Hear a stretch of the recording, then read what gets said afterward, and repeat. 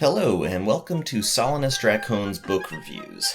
On this particular video, I'm going to begin might be a one-off, but it might turn into a thing if this is popular enough, reviewing books that I have read.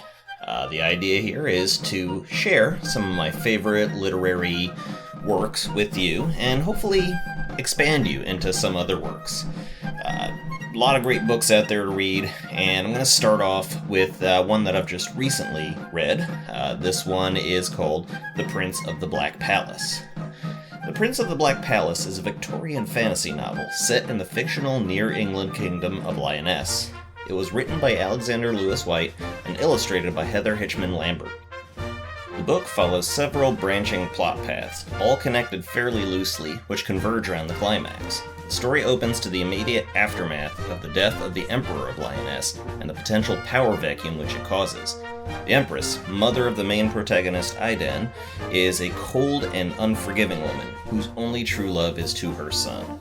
Following her controversial claiming of the throne, the story then proceeds to branch out into the paths of two other characters. Monroe and Bryony are beggars on the streets of Black Bailey, the setting for our story. When the Empress's cruel secretary, Lord Grasp, initiates a resurgence of forced labor camps, Bryony and Monroe are displaced from each other and forced on separate paths. Bryony ends up being adopted by Prince Aiden, and through her he learns of the conditions for the poor on the streets. After some initial trepidation, Bryony thrives in her new palace life and learns to trust that there are good people in life, even amongst the mistrusted nobility. Monroe is brought to a workhouse, but fortunately his time-honored ruse of playing blind has earned him a light-duty position, and the story takes a fascinating turn to look at the outcasts of the society. The reader is exposed to characters with diverse sets of ailment, deformity, and disfigurement, and their common bond lends a sense of strength to the underdog story. Meanwhile, tensions mount between Winterbourne, faithful general to the late Emperor, and Lord Grasp, who will stop at nothing to defame and discredit his rivals.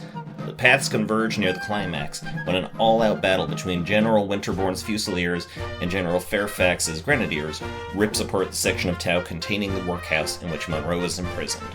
It is up to Prince Aiden, with his group of loyal aides including Cassandra, the master swordswoman and lady-in-waiting to the Empress, Dio, the mysterious yet faithful valet, and Charlotte, the cunning yet shy librarian, to avert a bloody civil war from erupting.